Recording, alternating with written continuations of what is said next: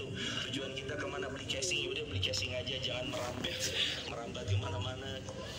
Dia kan melewati itu semua. Saat hawa nafsunya berhasil dia kendalikan, bukan dia disetir hawa nafsunya, maka dia jadi yang lebih baik dari bidadari surga.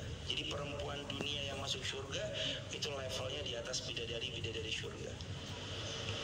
Dan kalau perempuan dan suaminya kedua-duanya min ahlil jannah, dua-duanya jadi ahli surga, keduanya akan Allah jumpakan. Alhaqna bihim dzurriyyatahum, kami kumpulkan mereka sama keluarganya.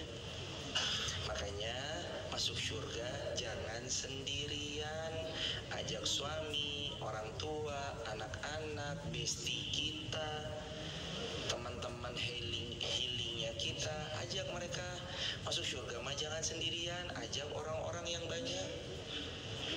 Suami kita nanti jadi pasangan kita di sana, kita jadi bidadari terbaiknya untuk suami kita.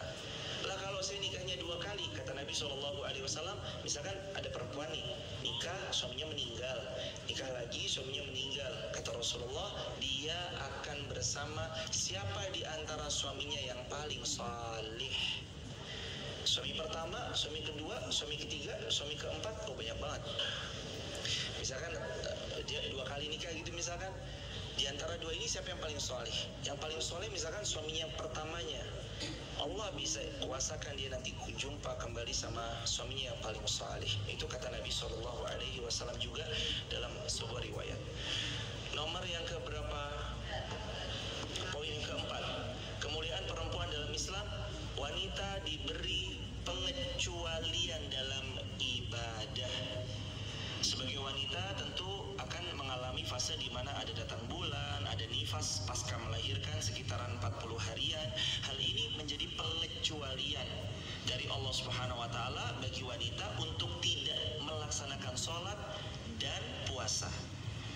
Rasulullah bersabda, siapa saja wanita yang mengalami haid, maka sakitnya saat haid itu yang mereka alami itu akan menjadi kafarah, tebusan bagi dosa-dosa dalam hidupnya. Jadi kalau qadarullah pas lagi datang bulan mungkin sensitivitasnya naik dan seterusnya, suami salah dikit tonjok pot bunga gitu, buar, lempar ini lempar itu. Asalkan sikap kita baik, kita nggak yang main emosional, kita nggak yang main ini merusak itu, enggak, tapi sabar, ikhlas, ridho.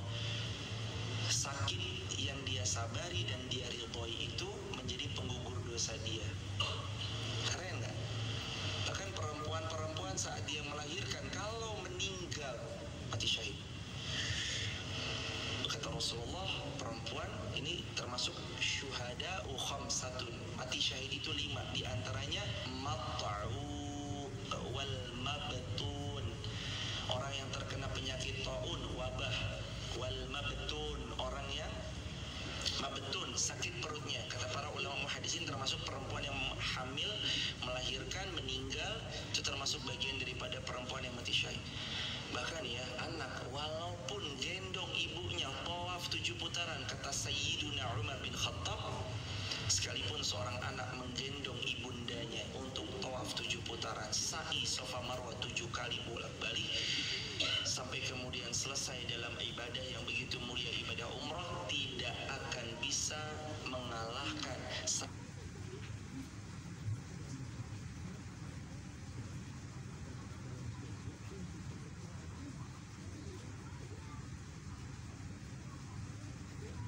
kalau malam itu kan zikir, pas ketika tawaf zikir, sa'i Safa Marwah itu nggak akan sebanding dengan 1 tarikan nafas saat ibundanya melahirkan diri. Saking mulianya kan seorang perempuan. Ini termasuk bagian daripada keutamaan perempuan. Jadi perempuan ada liburnya, ada. Itu istimewa dari Allah Subhanahu wa taala. Kalau ada perempuan bilang gini, lah saya kan nggak sholat, berarti karena saya nggak sholat, saya kehilangan potensi pahala dong. Jangan lupa, kalau dalam Islam, pahala itu didapat bukan cuma melakukan amal sholih.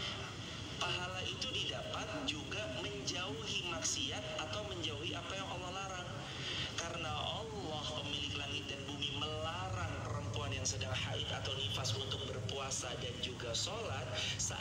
sholat dan gak puasanya itu pahala buat perempuan yang sedang berhak.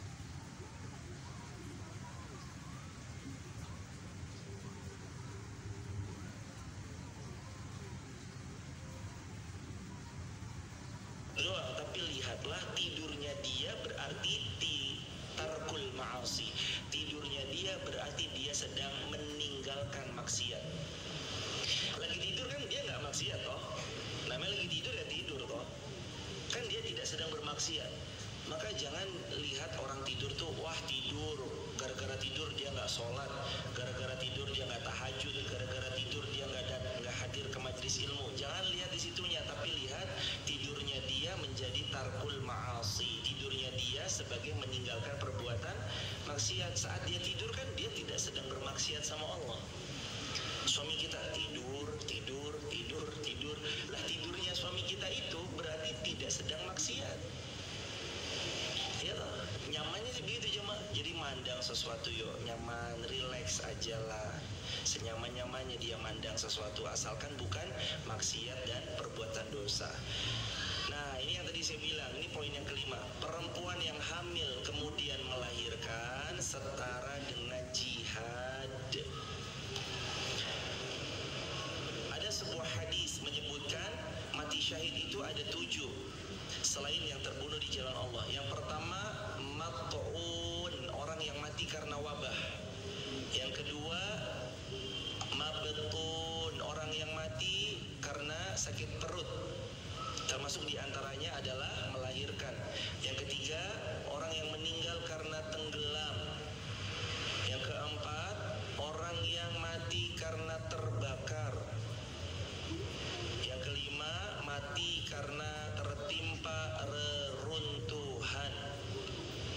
Yang keenam wanita yang meninggal sedangkan ada janin dalam kandungannya.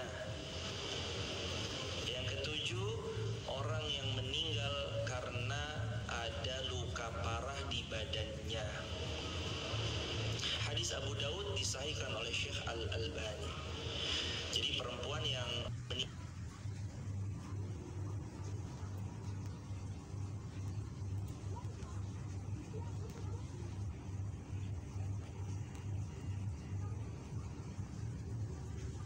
Firdaus tanpa hisab, Allah jadikan seluruh wanita memiliki keturunan yang salih dan salihah. Kalaupun belum memiliki keturunan, semoga Allah ganti dengan santrinya, murid-muridnya, atau anak yatim yang dia fasilitasi. Itu selalu mendoakan bagi dirinya setelah dirinya wafat besok. Nomor yang ke-6, surga ada di bawah telapak kakinya perempuan. Dari Musa bin Muhammad Abu Al-Malih Maimunah dari Abdullah bin Abbas radhiyallahu an, pakar tafsir terbaik dunia, dia berkata Rasulullah sallallahu alaihi wasallam bersabda, kata Rasulullah, surga itu ada di bawah telapak kakinya para ibu. Siapa yang mereka kehendaki maka mereka akan memasukinya, dan barang siapa yang mereka kehendaki maka mereka akan mengeluarkannya. Nah, hati-hati banget ya Allah, nastaghfirullah wa natubu ilaih. Kita tobat sama Allah kalau ada hubungan dengan orang tua yang kurang baik. Tapi ini patut dipegang ya jemaah. Jangan sampai ada di antara kita menggores luka di hati ibunda kita. Karena surga itu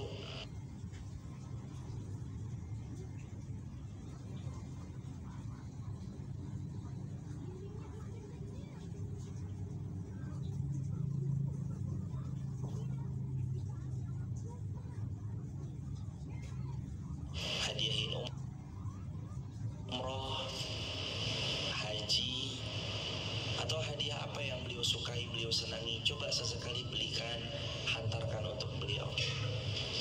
Walaupun kita udah jadi seorang ibu, dah justru karena kita udah jadi seorang ibu, berasa kan jadi seorang ibu tuh kayak gimana? Berasa kan kalau ternyata jadi seorang ibu itu nggak mudah. Jadi seorang ibu itu tanggung jawabnya penuh. Kalau laki-laki kerjanya 8 jam, perempuan menjadi seorang ibu kerjanya 24 jam. Menggendong anak 2 jam bisa kuat. Laki-laki gendong 15 menit, mah, ini mah.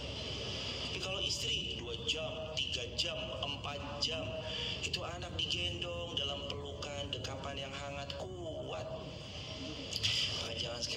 kita menggores luka di hati ibunda kita, di orang tua kita. Perbaiki hubungan kita sama orang tua kita.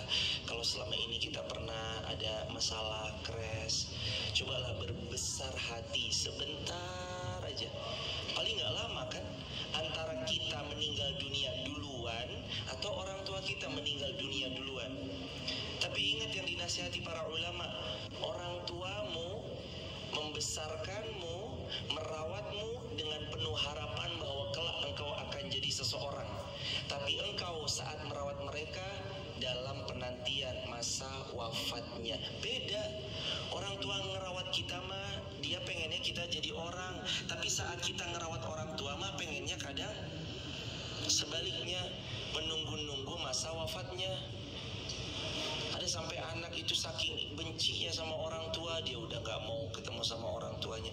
Faham Ustaz, sakit hati lah saya sakit hati loh sama orang tua saya. Faham jamaah, mungkin ada orang tua yang begitu teganya nyakitin anaknya, ngelukain anaknya, nyumpahin anaknya, maki-maki anaknya, padahal anaknya baik. Tapi gak terus kemudian legal buat kita durhaka sama mereka. Bahkan kata Sayyiduna Abdullah bin Abbas, walaupun loh orang tuamu kafir, tetap wasahibhuma fid dunya ma'rufa. Di dunia perlakukan mereka dengan baik. Itu aja pesannya sepupunya Rasulullah. Walaupun orang tua kita kafir, iya, tetap kita berlaku baik sama beliau. Sampai kapan? Sampai kita diwafatkan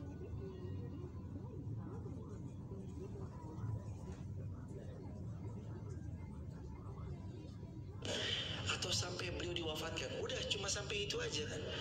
Kalau setelah beliau wafat, udah. Kalau orang tua kita kafir, gimana kita bisa bakti? Nggak bisa lagi.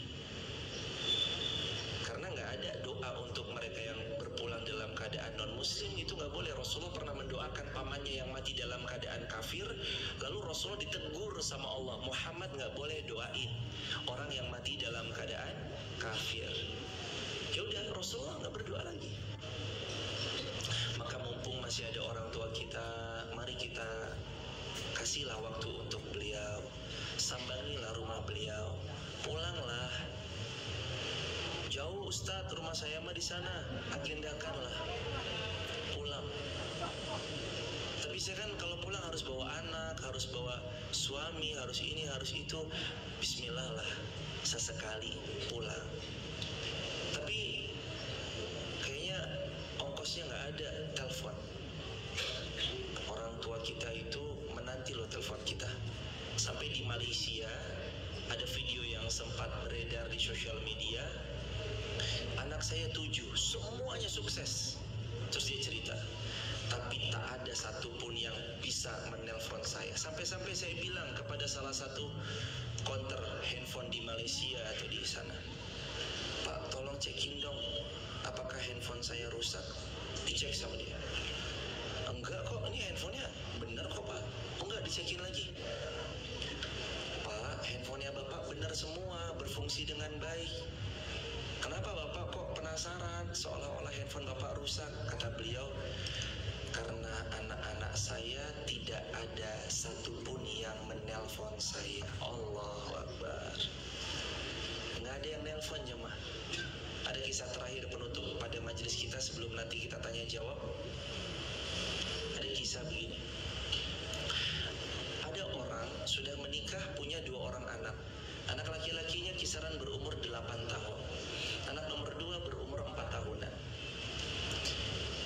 Ibunya sudah tua dan ibunya meminta tinggal bersamanya. Satu-satunya orang, ibunya doang. Lalu kemudian nenek ini pun datang, dan bapaknya si anak 8 tahun ini membuatkan apa? Membuatkan sebuah rumah di pojok yang kecil, yang sempit, yang pengap, yang lembab.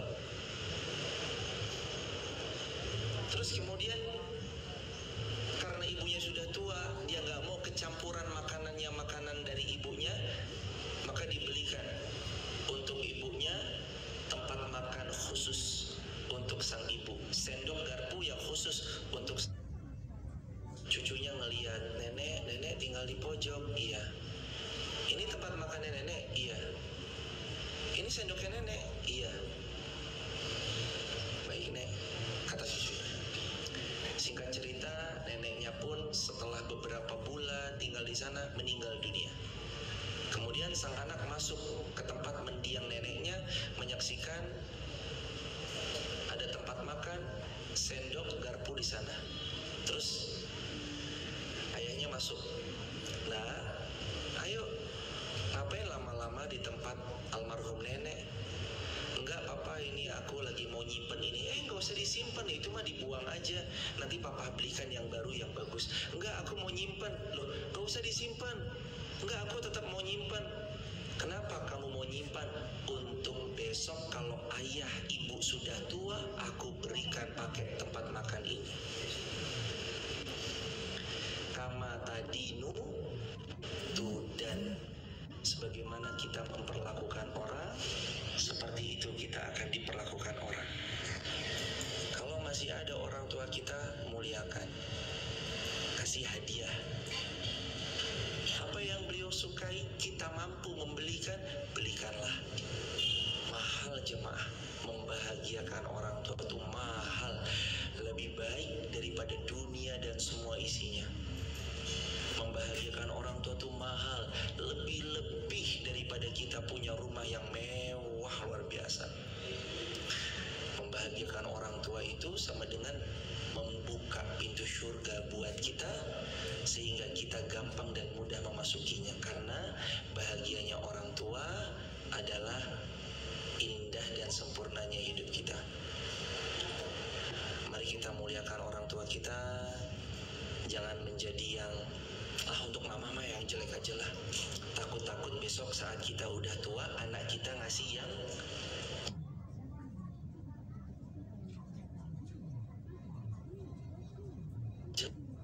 ahli hikmah. Sebagaimana kamu memperlakukan, seperti itu kamu diperlakukan. 6 poin ini semoga jadi barokah buat hidup kita. Buat teman-teman di TikTok, di YouTube, di Instagram, kalau ada di antara teman-teman TikTok, YouTube, Instagram ada yang mau bergabung di grup WhatsApp kajian saya, teman-teman bisa tap link di bio ya, sebut namanya, asal kotanya, asal negaranya.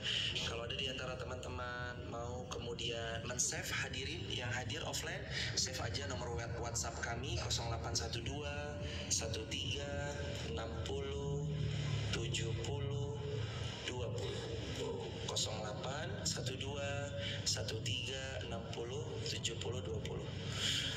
Dan kalau ada yang udah di dalam grup mau keluar, live grup aja tanpa perlu izin. Jadi di grup itu tidak